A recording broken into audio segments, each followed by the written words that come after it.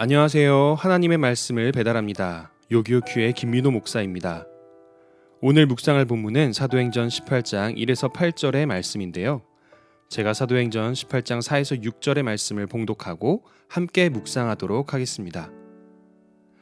안식일마다 바울이 회당에서 강론하고 유대인과 헬라인을 권면하니라. 실라와 디모데가 마게도냐로부터 내려오매 바울이 하나님의 말씀에 붙잡혀 유대인들에게 예수는 그리스도라 밝히 증언하니 그들이 대적하여 비방하거늘 바울이 옷을 털면서 이르되 너희 피가 너희 머리로 돌아갈 것이요 나는 깨끗하니라. 이후에는 이방인에게로 가리라 하고. 여러분, 이런 격언 들어보셨는지요? 배는 항구에 있을 때 가장 안전하지만 그것이 배의 존재 이유는 아니다.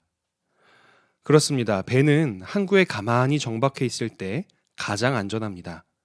폭풍으로 인한 거친 파도를 피할 수 있는 방파제 안에 가만히 있을 때 그때 배는 가장 안전합니다. 그러나 배는 바다를 지나가기 위해 만들어진 것입니다. 따라서 항구에 가만히 있는 것은 배의 존재 목적을 이루는 것이 아닙니다. 배는 자신의 존재 목적, 자신의 몫을 다하기 위해 거친 파도를 마주하고 깊고 넓은 위험한 바다 위를 지나가야만 합니다. 다메섹으로 가는 길에 예수님을 만난 바울은 자신의 옛 정체성을 다 버리고 예수님을 전하는 일에 일생을 바치기로 결단했습니다. 유대교 랍비였고 가말리엘 학파의 유능한 율법 교사였으며 교회를 핍박하던 바울이지만 예수님을 만난 뒤 복음을 전하기 위해 자신이 행했던 모든 핍박을 온 몸으로 받으면서도 바울은 절대 피하지 않았습니다. 오늘의 본문에서 바울은 아테네를 떠나 고린도로 가서 자신과 같은 천막 만드는 일을 하는 아굴라와 브리스길라 부부를 만납니다. 이들과 생업을 같이 하며 생계를 이어나가는 바울은 안식일이 되면 회당에서 강론하며 유대인들과 그리스도인들에게 예수님을 전했습니다.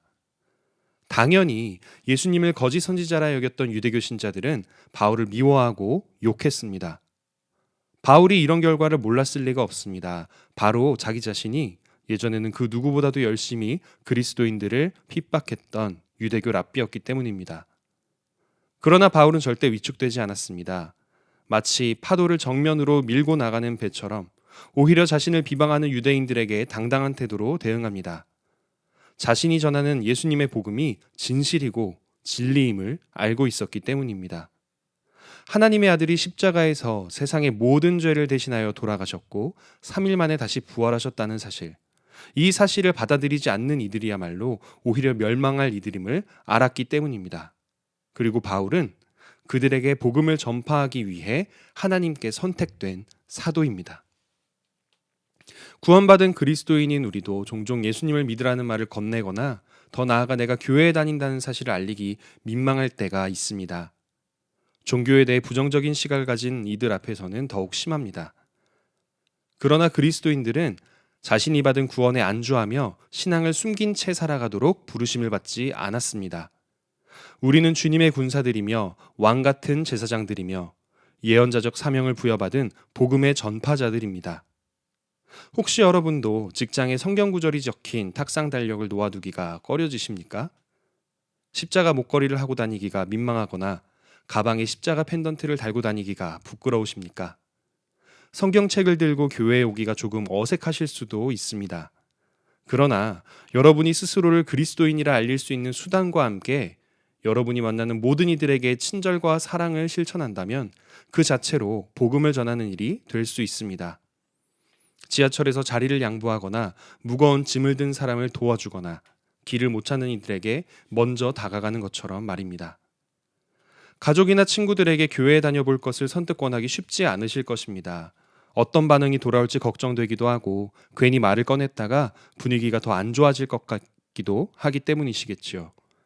하지만 어려운 상황을 두고 기도해 주겠다라고 하는 것과 그 상황에 힘이 될 성경 구절을 찾아 메시지로 보내주는 것은 하는 쪽에나 받는 쪽에 절대 부담스러운 일이 아닙니다. 무엇보다도 하나님을 아직 받아들이지 않은 이들에게는 반드시 필요한 일입니다. 그들이 원하든 원치 않든 말입니다. 복음을 전하기 위한 용기를 달라고 기도하시기 바랍니다. 맡겨진 일을 위해 파도를 만나야 하는 배처럼 우리 그리스도인들도 맡겨진 전도와 선교의 사명을 위해 때로는 부끄러움을, 때로는 비난을 감수해야 할 때가 있습니다. 그러나 항구에 안전하게 정박해 있는 것이 배를 만든 이유가 아니고 바울을 이방인들과 유대인들에게 복음 전파의 사역을 위하여 파송하셨던 하나님이 그 바울에게 담대함을 주셨듯 여러분을 예수님의 피값으로 사서 자녀로 삼으신 하나님께서는 여러분이 믿지 않는 이들에게 용기를 내어 한 걸음 한 걸음씩 더 다가가 구원의 빛을 전해줄 수 있기를 기대하고 계십니다. 오늘의 말씀을 우리 삶에 이렇게 적용하기를 원합니다. 첫 번째, 여러분 스스로를 기독교인이라 드러낼 수 있는 무엇인가를 곁에 두고 그것에 부끄럽지 않은 선한 삶을 살도록 노력합시다. 두 번째, 가족이나 친척이나 친구들 중 어려운 일을 겪는 이들이 있다면 그들에게 중보기도를 약속하고 힘이 될 만한 성경 구절을 보내줍시다.